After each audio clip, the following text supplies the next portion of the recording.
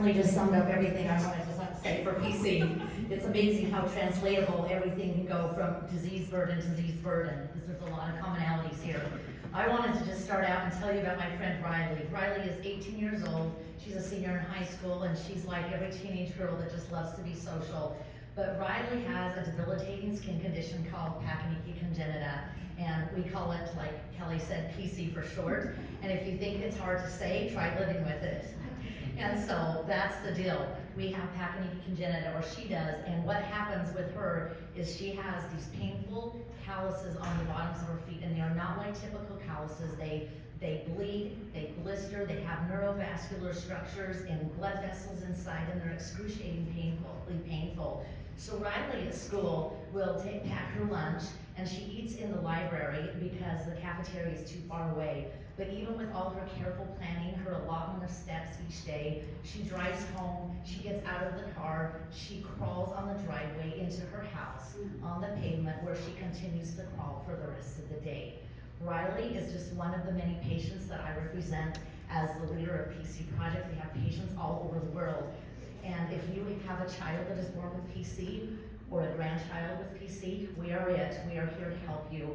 And truth is, PC Project was started by a grandma because of the two grandchildren, the two grandsons that she had, and she couldn't stand to see as they got older, weight-bearing, I say weight-bearing, 30 pounds, and the blisters and the terrible calluses started to grow, and she said, we gotta do something about it.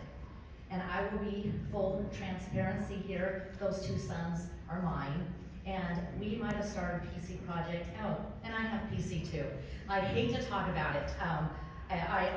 We're a hidden community, and if you want to know the truth, it's killing me to stand here right now, and I will pay for this, because the thing is, you can't just tough it out. The trauma, the blistering, the bleeding, the pussing, the infections will come because of the trauma, so you can't just bully your way through it. But I think it's really important that you know that we might have started PC Project because of my two kids, but we have children of all ages, all around the world, in all 50 of your states, in over 50 countries, and we care about them, and we love them all. And like I said, I lied my way through high school, through college. I had a ski accident, I had a knee operation. I could be in trouble on dates sometimes, let me tell you. Tell me about your surgery, quit asking questions. But you know what, I've decided, I've gotten older and maybe a little wiser, that if we want treatments, if we want research to be funded, if we want something to happen for PC and these other rare skin disorders, I have to be brave. I have to open my mouth and talk.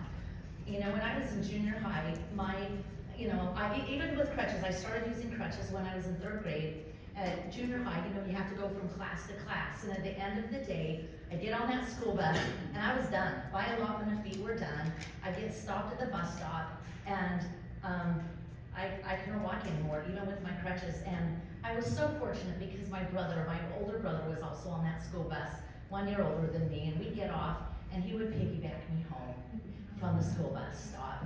And he was my big brother, and I relate that a little bit to us, that we all need a big brother, and we all need a big sister. And I thought, can I dare say big brother here in a government setting?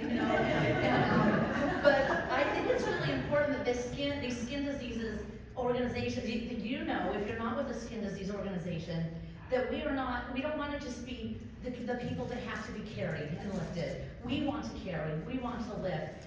So for example, PC Project, we have a registry. We give our patients a diagnosis. We give them free genetic testing so they can have a diagnosis. They literally weep when they talk to us, because for the first time they find people who understand why you can walk 1 minute and you can't even take another step the next. So we're doing some good things, but it's not enough. So we want research. We want to facilitate research, but we need more. And I just want to sum up with my talk today, my comments rather, and just tell you a little story about that I heard once, and it's just about the guy he's from Germany, and his name is Dieter F. Dorf, and he talked about some people that were in a church, and they were moving a big grand piano from one area to the church to the next. And for the life of them, they could not move this grand piano until one guy said, I've got an idea. Let's stand close together and lift where you stand.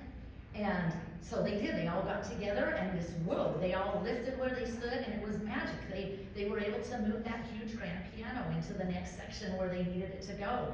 And I think about this, we've got a lot of grand pianos in our disease space, right? Some serious grand pianos. And as PC Project and other skin patient advocacy organizations here, we're trying to do our part. And we're trying to live where we stand. And then we need you guys who can, in your sphere of influence, things that you have power control over that we don't have, and you get to lift where you stand.